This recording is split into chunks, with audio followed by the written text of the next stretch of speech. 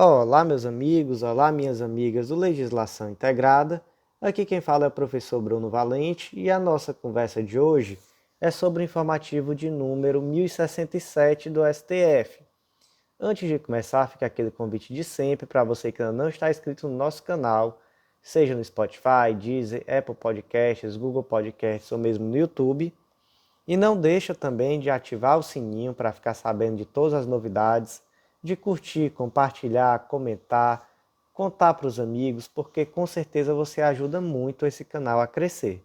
Fica também um convite para você que ainda não nos segue no Instagram, @legislação_integrada, onde todo dia temos novidades. Então, sem mais delongas, vamos para o primeiro julgado do dia.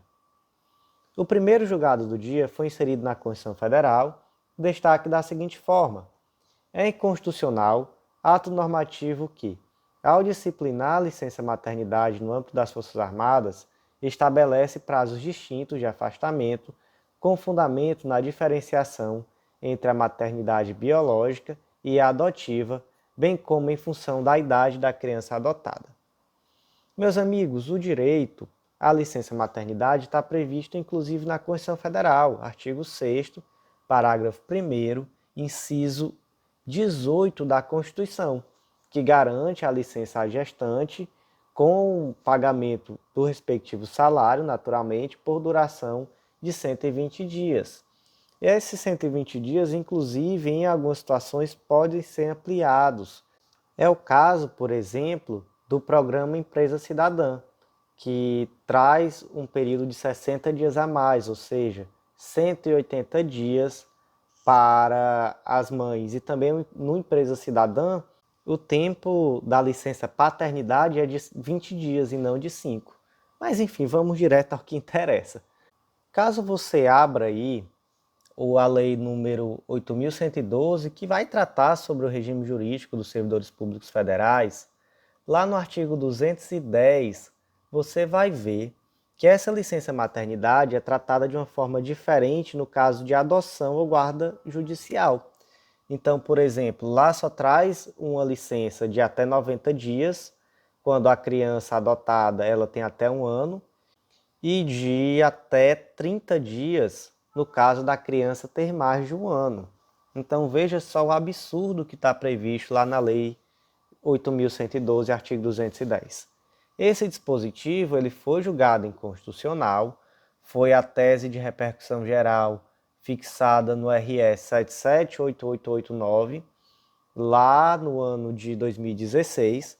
Então esse julgado ele está lá na nossa lei 8.112 integrada, e nesse julgado se decidiu que é inconstitucional esse dispositivo por trazer um prazo diferente para a mãe adotante e que também são inconstitucionais eventuais leis estaduais ou municipais que tragam prazo inferior de licença maternidade para as mães adotantes.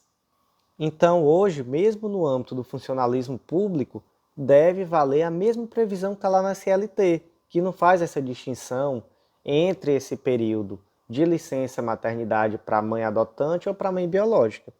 E aí acontece que agora o que foi decidido foi acerca da lei número 13.109 de 2005, que essa lei vai tratar das mães militares. E aí também esse dispositivo que também traz uma previsão diferente, então aqui traz um prazo de 90 dias de licença remunerada para a mãe adotante ou que obtém guarda judicial de criança de até 1 ano.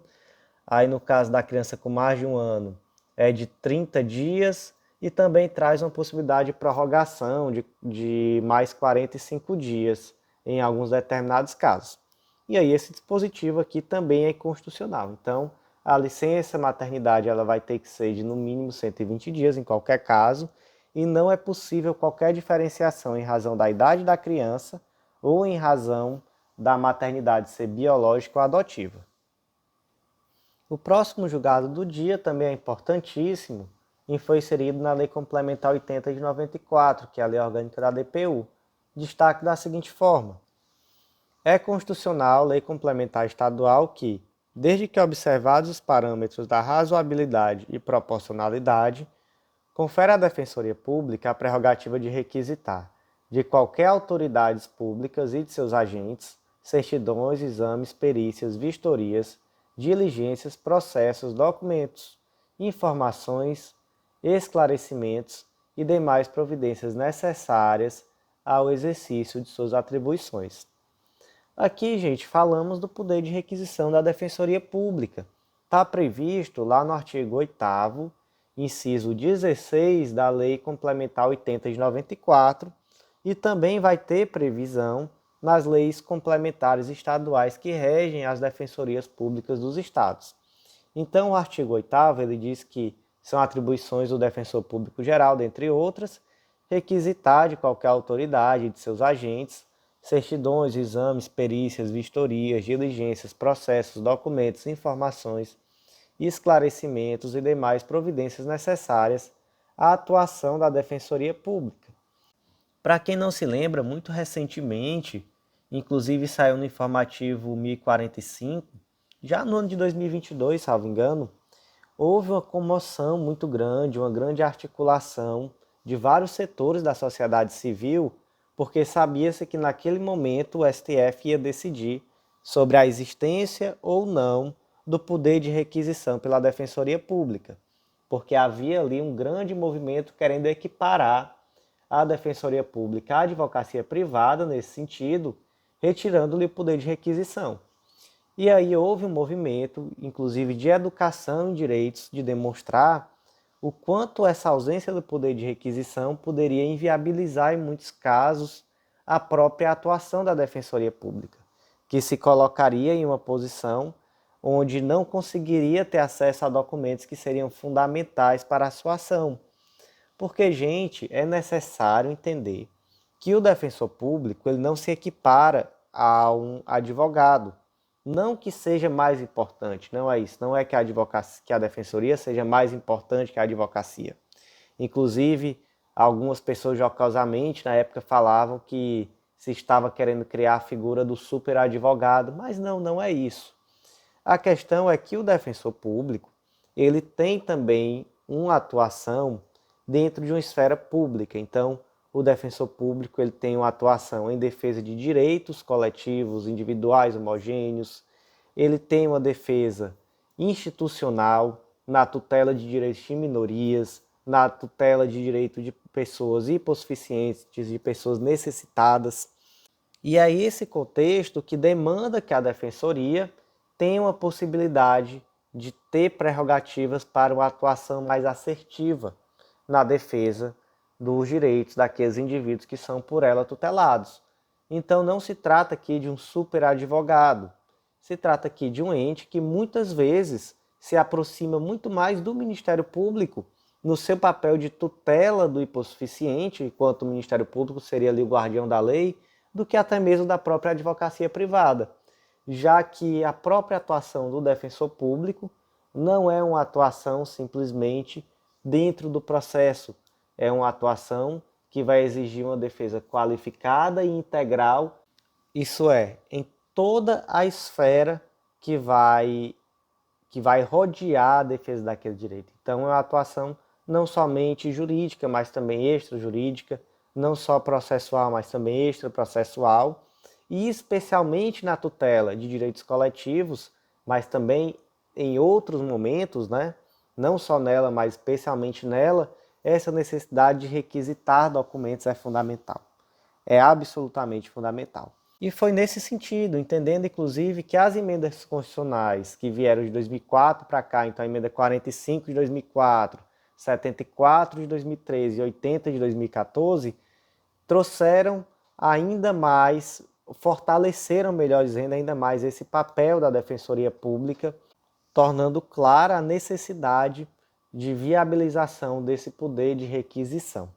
Então, constitucional, poder de requisição da Defensoria Pública, não só previsto na Lei Complementar 80, mas também as disposições semelhantes previstas nas leis complementares estaduais que tratam sobre Defensoria Pública. Próximo julgado do dia é uma tese de repercussão geral, tema 1135, e a tese ficou da seguinte forma: é inconstitucional a Lei 13.756 de 2004 do município de São Paulo, por configurar invasão à competência privativa da União para legislar sobre telecomunicações e radiodifusão. Na verdade, gente, esse dispositivo ele trata sobre a localização para a instalação de antenas de transmissão de telefonia, são as ERBs. Então, o destaque aqui ficou assim, ó. É inconstitucional, por violação à competência privativa da União, lei municipal que versa sobre a instalação de estação rádio base, ERB, e dá ensejo à atividade fiscalizatória do município quanto ao uso e à ocupação do solo em seu território. E, gente, essa questão aqui da instalação de antena de telefonia, ela é bem complexa. Tivemos aqui vários julgados de 2020 para cá do STF tratando sobre o tema. Só para a gente poder aqui contextualizar historicamente falando, um julgado muito importante, que foi a ADI 2902, ela tratava sobre leis estaduais que estabeleciam limites à instalação de ERBs, que é a estação rádio base, que são aquelas antenas de telefonia, por questões de regular limite de exposição humana à radiação. E aí o STF entendeu, com base naturalmente naquilo que estava nos autos, que não existia qualquer comprovação de que de fato existia uma exposição humana à radiação em virtude da proximidade com essas antenas. Mas até então, até esse julgado, ainda existia uma grande dúvida de qual era a posição do STF, porque assim, nesse caso específico, houve uma vedação dessa legislação estadual, mas pareceu ali que foi muito por uma questão de ausência de fundamento técnico para que se proibisse a instalação dessas ERBs perto, por exemplo, de residências, etc., já que não existia fundamento técnico, nada que demonstrasse que de fato ali havia uma exposição humana à radiação. E aí, eu digo que até então não se sabia bem qual seria a posição do STF mesmo, porque em 2019 o STF entendeu que os municípios, veja só, os municípios, eles teriam competência para legislar sobre a instalação de antenas de telefonia móvel celular, seja por considerar um assunto de interesse local, seja para disciplinar o uso e ocupação do solo. Então, lá em 2019 havia uma decisão no sentido de que sim, o município, não o Estado, mas o município poderia sim legislar nesse sentido. Acontece que em 2021 o STF mais uma vez julgou aqui agora uma DPF, a 732, que disse que era inconstitucional a lei municipal que estabelecia distância mínima das antenas de transmissão em relação a residências, praças, parques e jardins. E aí, mais uma vez, se viu aqui que se caminharia no sentido da vedação desse tipo de legislação, seja a nível estadual, seja a nível municipal. E agora, o STF decidiu que é inconstitucional por violação da competência privativa da União, lei municipal que versa sobre instalação de ERB e dá ensejo à atividade fiscalizatória do município quanto ao uso e ocupação do solo urbano em seu território. Então aqui, mais uma vez, se entendeu pela inconstitucionalidade desse tipo de lei municipal, com dois detalhes aqui. Primeiro que foi uma decisão do plenário, então é uma decisão que realmente eu acho que agora a gente já pode falar que aquela primeira decisão lá de 2019 está superada mesmo. E segundo que é uma tese de repercussão geral. Então realmente daqui para frente, mesmo que caia em questão objetiva, eu acho que já há uma segurança para ir no sentido de que realmente lei estadual e lei municipal que trate sobre essa questão de locais onde é possível instalar ERB, essa lei ela é inconstitucional. Próximo julgado do dia, inserido no artigo 25 da Constituição Federal, destaque da seguinte forma: é inconstitucional, por violação ao princípio da simetria, norma da Constituição Estadual que confere foro por prerrogativa de função a autoridades que não guardam semelhança com as que o detêm na esfera federal. Então aqui nós temos um julgado que vai estar inserido lá no âmbito do artigo 25 da Constituição Federal, que diz que os estados organizam-se pelas constituições e leis que adotarem, observados os princípios desta Constituição. Então, qual é a dúvida? É se existe ou não um dever de simetria da Constituição Estadual em relação à Constituição Federal na hora de determinar quais são os indivíduos que possuem foro de prerrogativa de função. Então, quais são os indivíduos que vão ser originalmente julgados em ações penais pelo Tribunal de Justiça Local? E aí a resposta é sim, existe. E, gente, isso daqui já é algo batido, tá? Isso aqui é julgado toda hora. Então, por exemplo, defensor público. A lei, ou melhor, a Constituição Estadual pode dizer que o defensor público tem foro por prerrogativa de função? Não pode. Aqui nesse caso, era a Constituição do Estado de Roraima e ela trazia foro por prerrogativa de função para reitor de universidade pública e diretor-presidente das entidades da administração estadual indireta. Então, veja só, realmente é algo totalmente diferente, totalmente sui generis, né? Não guarda qualquer equivalência com o que está na Constituição Federal. Então, de fato, dispositivo aqui inconstitucional. E o último julgado do dia, inserido no Código de Processo Civil, destaca da seguinte forma: é válida a cobrança das custas judiciais e emolumentos, tendo por parâmetro o valor da causa ou do bem ou negócio objeto dos atos judiciais e extrajudiciais, desde que definidos limites mínimos e máximos e mantido uma razoável e proporcional correlação com o custo da atividade. Então, gente, lá no artigo 84 do Código de Processo Civil, você vai ver que as despesas elas abrangem as custas do processo, as indenizações de viagem, a remuneração do assistente técnico e a diária da testemunha. Então, essa custa ela vai ser determinada pelo Tribunal de Justiça em uma tabela que vai poder adotar algum critério, né, algum critério que seja considerado razoável para a aferição desse valor. Por que é necessário que haja uma razoabilidade no sentido de que se entenda esse valor como condizente com a contraprestação do serviço prestado? Porque a natureza jurídica daqui é de taxa, é uma natureza jurídica de taxa. Então, necessariamente deve ter uma correlação com o serviço prestado. E aí, a tabela de custas lá do estado do Tocantins, ela trouxe como critério para a adoção do valor da custa, o valor da causa, ou do bem, ou do negócio jurídico. E ela definiu ali um limite mínimo e um limite máximo dessas custas. Dessa forma, está proporcional? É possível? Teoricamente, sim, né? É possível, está proporcional, pelo menos foi isso que o STF entendeu. Vamos aqui para um extremo, para a gente poder entender quando é que seria inconstitucional.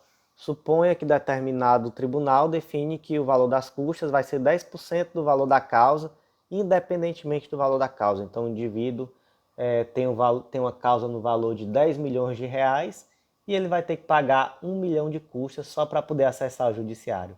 Faz sentido? Não faz, né? Não faz. Imagina, por exemplo, que esse valor chegue a 50% do valor da causa em determinadas circunstâncias. Quando você vai olhar ali a tabela, ela escalona, mas em um determinado momento você chega a pagar 50% do valor da causa para poder acionar a justiça. Veja só que coisa irrazoável seria, não é isso? Então, veja só, são situações assim. Nesse caso aqui, o STF entendeu que não havia nenhuma inconstitucionalidade, mas é necessário ficar atento para saber se de fato, naquela situação concreta, existe ali uma razoável correlação com o custo da atividade. Então, meus amigos, por hoje foi isso. Eu agradeço muito a você que ouviu até o final e faço aquele convite de sempre para você que ainda não acessou legislaçãointegrada.com.br, que ainda não faz parte do nosso clube de membros, o Clube da Lei. Não deixa de vir fazer parte, eu te aguardo aqui. Com certeza você vai encontrar material organizado, atualizado e que vai te garantir o estudo daquilo que você precisa em termos de lei seca e jurisprudência para o seu concurso. Então, não deixa de vir fazer parte do nosso clube. Qualquer dúvida, chama a gente no Instagram, no WhatsApp, que estamos aqui para ajudar. E te aguardo no nosso Clube da Lei e no nosso próximo podcast. Um grande abraço.